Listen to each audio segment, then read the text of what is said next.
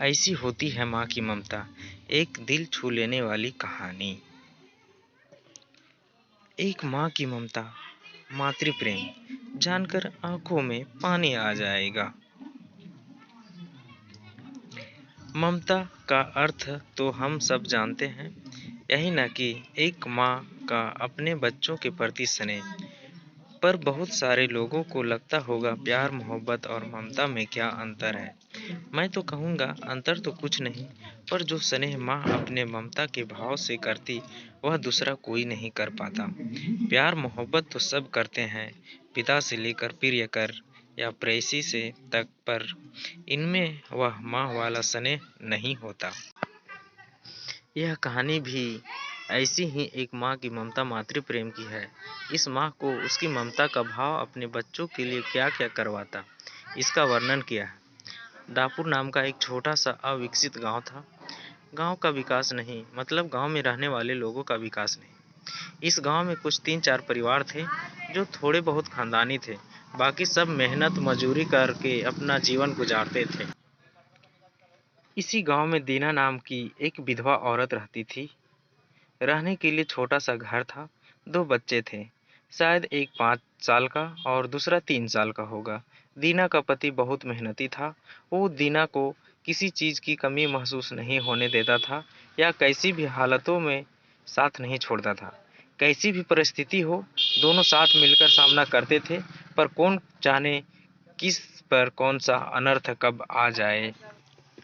दीना के जीवन में ऐसी घटना घटी कि उसी घटना ने दीना के पति को दीना से छीन लिया। दीना को पति के गुजरने के बाद ऐसा लगने लगा कि मैं जिंदा तो हूँ, पर मुझ में जान नहीं है। परिवार चलाने के लिए अब कोई दूसरा नहीं था सिवाय दीना के। इसलिए कैसे भी करके दीना ने अपने बच्चों के खातिर खुद को उस दुख से अलग किया।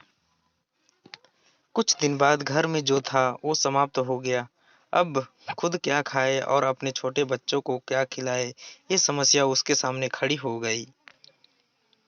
बच्चों के लिए दीना को अभी कुछ काम करना ही था, इसलिए दीना अपने दोनों बच्चों को साथ में लेकर जहाँ काम मिलता वहीं जाया करती थी और दिन भर मेहनत करके जो भी मजदूरी मिलती उससे अपना और अपने बच्चों के पेट भरती थी। ऐसा ही समय बीतता गया और चलता रहा, लेकिन एक दिन दीना को शरीर में थोड़ी कमजोरी महसूस होने लगी। फिर भी वह काम पर गई। ऐसे ही 2-3 दिन दीना काम पर जाती रही, लेकिन उसकी शरीर भी की कमजोरी कुछ ठीक नहीं हो रही थी, बल्कि और बढ़ती जा रही थी।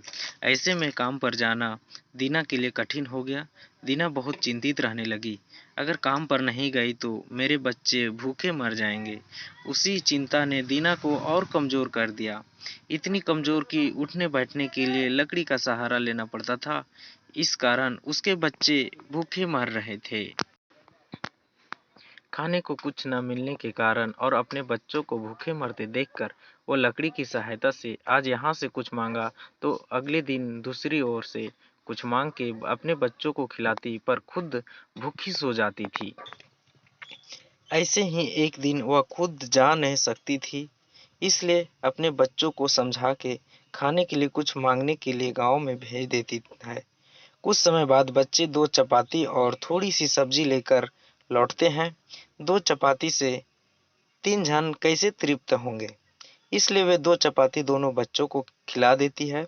वह बरसात का समय था, बिजली न होने के कारण घर में अंधेरा छाया हुआ था। अंधेरे में ही वह अपने बच्चों को एक कमरे में सुला देती है और वह दूसरे कमरे में जाकर सो जाती है। रात को तेज बारिश होती है और बिजलियां जोर से कड़कड़ाती है। दीना को थोड़ी आराम मिलती है, इसलिए वह गहरी नींद में पड़ जाती है। ऐसे में दीना को एक सपना दिखाई देता है। वह एकदम तंदुरुस्त हो गई, काम पर जाती है। वह सोचती है अपने बच्चों को काफ़ी समय से अच्छा खिलाया नहीं, इसलिए वह अपने बच्चों के लिए चविष्ट खाना बनाती है। बाद में वह अपने बच्चों और वह साथ में बैठकर खाना खाकर सो जाते हैं।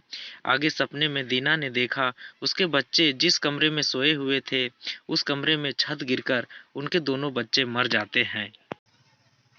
सपने में से दीना एकदम उठकर खड़ी हो जाती है, जान में जान आ जाती है और अंधेरे में ही अपने बच्चों के कमरे में की ओर चल पड़ती है।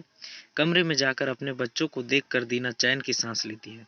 उसी समय दीना को शरीर में ज़्यादा कमजोरी महसूस होती है, जिससे वह नीचे गिर जाती है और फिर वहां से उठ ही नहीं पाती।